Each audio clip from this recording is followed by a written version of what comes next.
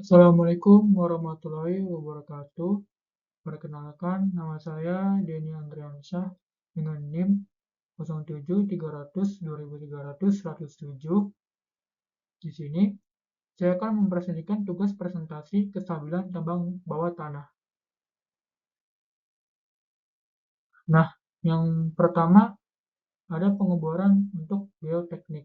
Nah, pengeboran untuk penyelidik geoteknik secara umum, penyelidikan tanah meliputi pengumpulan informasi lokasi seperti sejarah terdahulu atau penyelidik tanah terdahulu, peninjauan lapangan, penyelidikan tanah dengan metode yang sudah standar, pengambilan contoh sampel tanah untuk uji laboratorium, serta pengujian sampel tanah di laboratorium. Maksud dan tujuan dilakukannya pengeboran geoteknik ialah mengetahui kondisi lapisan geologis tanah atau batuan, mengidentifikasi jenis tanah atau batuan, mengetahui engineering properties tanah atau batuan. Merujuk pada hasil yang diperoleh pada pengeboran geoteknik di proyek Underpass Katamso, secara umum, tanah di lokasi tersebut tergolong jenis tanah yang baik untuk pembuatan konstruksi, sehingga tidak diperlukan perlakuan khusus untuk pengerjaan konstruksinya, seperti PVD, Prefabricated Vertical Drain, pergantian tanah dasar, ataupun penanganannya khusus lainnya. Terlihat pula dari nilai NSPT pada borlog tanah mulai keras pada kedalaman 10 meter dari permukaan tanah, sehingga dengan kedalaman galian underpass sedalam 8 meter, konstruksinya bisa menggunakan metode galian terbuka ataupun metode galian top down. Dari pengamatan penulis, pekerjaan pengeboran teknik di proyeksi underpass Katamso sudah mengikuti standar dan pedoman yang berlaku untuk pengeboran teknik. Berdasarkan pengalaman pribadi dari penulis dalam pekerjaan pengeboran teknik sebelumnya, baik sebagai supervisi ataupun penyedia jasa pengeboran geoteknik, beberapa kali menemukan pengeboran geoteknik yang tidak sesuai standar dan pedoman yang berlaku. Kesalahan-kesalahan yang terjadi ialah melakukan pencucian lubang bor was boring sebelum melakukan pengujian SPT. Yang kedua, panjang stang bor yang tidak seragam sehingga posisi pengujian SPT tidak sesuai dengan interval yang ditentukan. Yang ketiga, tabung UDS yang karatan ataupun ujung bawahnya tumpul sehingga sampel UDS di dalamnya menjadi terganggu. Pengambilan sampel UDS dipukul yang seharusnya ditekan. Hal ini akan berakibat rusaknya sampel UDS dalam tabung. Split barrel sampler untuk pengujian SPT tidak sesuai dengan ukuran standar yang diatur dalam ASTM sehingga hasilnya tidak akurat. Dalam pekerjaan pengeboran geoteknik, walaupun kontraktor penyedia jasa telah melakukan sesuai dengan standar dan pedoman yang ada, masih ada faktor-faktor lain yang bisa menyebabkan hasil nilai SPT menjadi kurang akurat, antara lain. Yang pertama, keakuratan dalam menentukan bedrock, bisa jenis tanahnya mengandung gravel.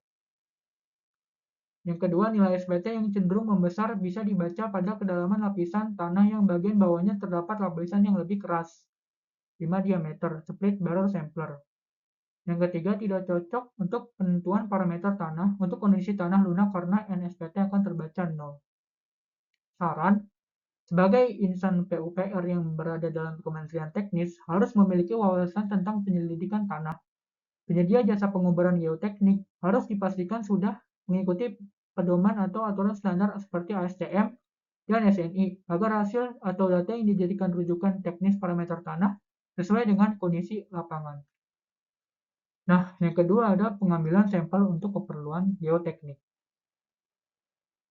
Pemboran geoteknik yang dilakukan menggunakan metode pemboran full boring atau yaitu pemboran dengan menembus beberapa lapisan sampai pada kedalaman tertentu. Pengambilan sampel dilakukan sistem bottom hole boring. Alat yang digunakan adalah mesin bor jakro dengan kedalaman pemboran mencapai 50-80 meter. Pada setiap satuan perpancingan dalam pengambilan sampel 1,5 meter digunakan triple four barrel. Yang ketiga, pengambilan data bidang discontinue dan RTD. Pengambilan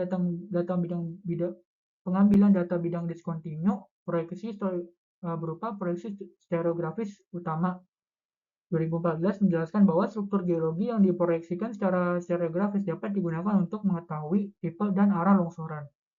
Proyeksi stereografis menyajikan orientasi data 3 dimensi menjadi data 2 dimensi yang kemudian dianalisis dalam penelitian ini.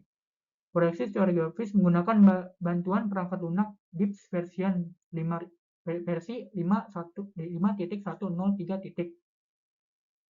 DIPS digunakan untuk mengidentifikasi jenis longsoran yang mungkin terjadi pada suatu lereng.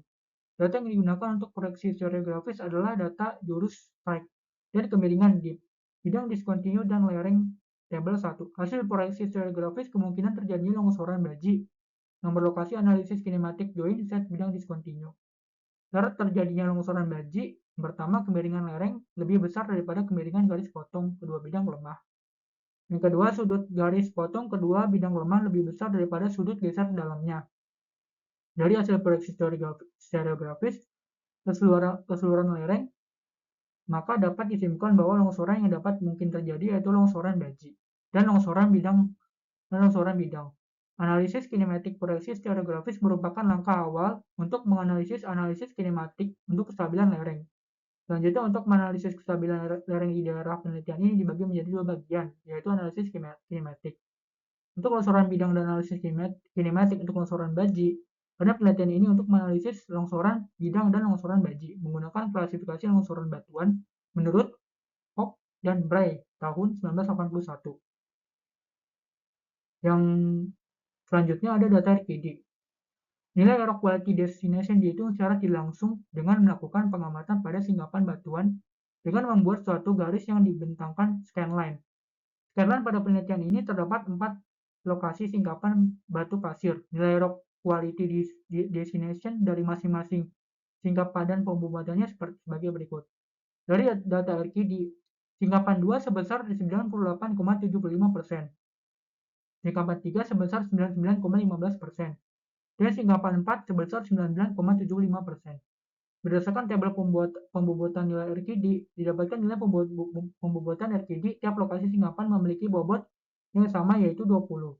Berdasarkan klasifikasi massa batuan RQD, kualitas batuan di daerah penelitian secara umum tergolong sangat baik.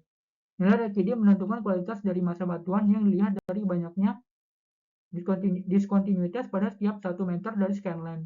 Semakin tinggi nilai RQD, maka semakin baik kualitas massa batuannya.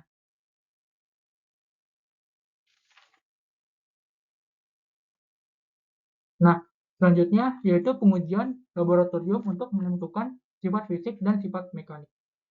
Nah, yang pertama, pengujian laboratorium untuk menentukan sifat fisik. Pada metodologi sifat fisik, bobot isi densitas bobot isi adalah rasio massa. Batuan dengan volume metal batuan umumnya tersusun oleh massa padat, air, dan udara. Massa air dan udara mengisi ruang kosong yang ada pada batuan yang berupa voidan, rekahan.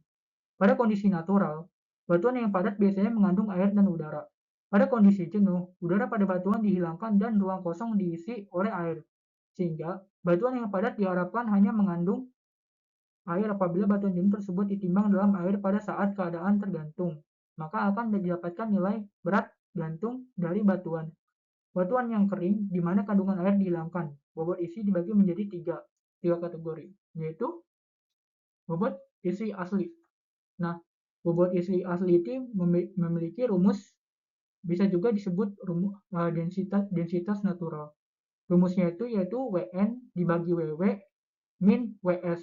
Nah, yang selanjutnya ada bobot isi kering. Bobot isi kering ini rumusnya Wo dibagi Ww min Ws. Nah, yang ketiga rumus density jenuh. Nah, rumus density jenuh ini adalah di mana Ww dibagi Ww min Ws. Nah, selanjutnya adalah berat jenis. Berat jenis adalah rasio antara bobot isi padatnya yang terdapat dalam batuan dengan bobot isi air. Nah, berat jenis ini bisa disebut specific gravity. Specific gravity memiliki rumus Wo dibagi Ww min Ws. Dan selanjutnya ada true specific gravity, di mana Wo dibagi Wo min Ws.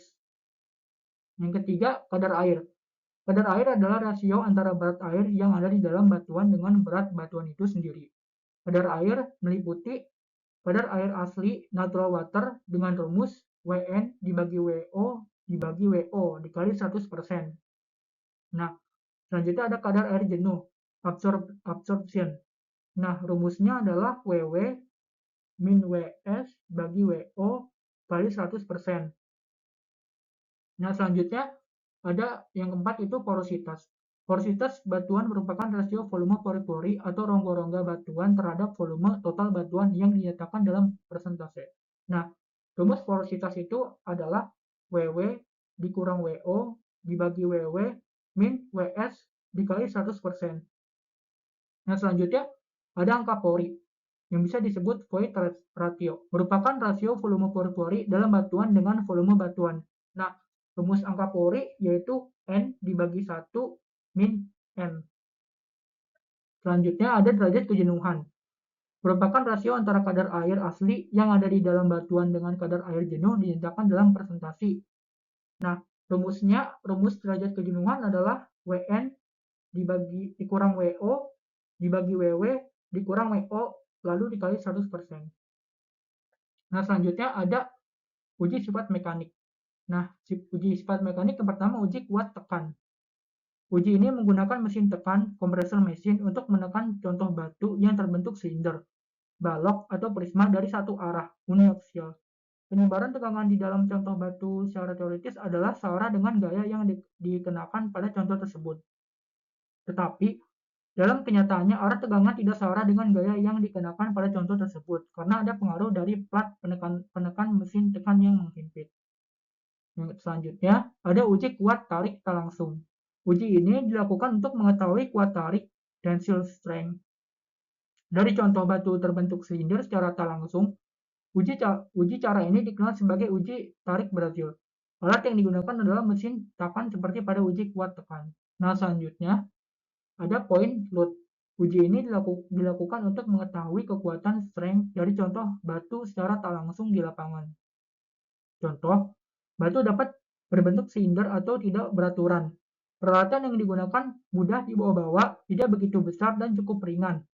Uji cepat sehingga kekuatan batuan dapat segera diketahui di lapangan sebelum uji di laboratorium dilakukan.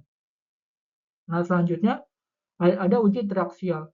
Salah satu uji yang terpenting di dalam mekanika batuan untuk menentukan kekuatan batuan di bawah 3 komponen tegangan adalah uji triaksial. Contoh yang digunakan berbentuk silinder dengan syarat-syarat sama pada uji tekan. Dari hasil uji triaksial dapat ditentukan strength, envelope, kurva instring, kuat geser, shear strength, sudut geser dalam, dan kohesi. Selanjutnya ada uji geser langsung. Uji ini untuk mengetahui kuat geser batuan pada tegangan normal tertentu. Dari hasil uji dapat ditentukan garis kolom, shear strength, kuat geser, shear strength, sudut geser dalam, kohesi. Selanjutnya ada uji kecepatan rambat gelombang ultrasonik, yaitu modulus Young dan nisbah Gaussian. Dapat juga ditentukan secara tidak langsung dinamis dengan uji kecepatan rambat gelombang ultrasonik, yaitu mengukur kecepatan rambat gelombang.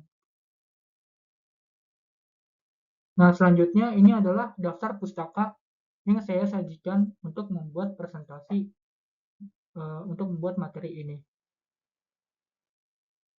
Sekian dari saya. Apabila ada kata-kata yang ada kesalahan dari segi perbuatan maupun kata-kata, mohon dimaafkan. Assalamualaikum warahmatullahi wabarakatuh.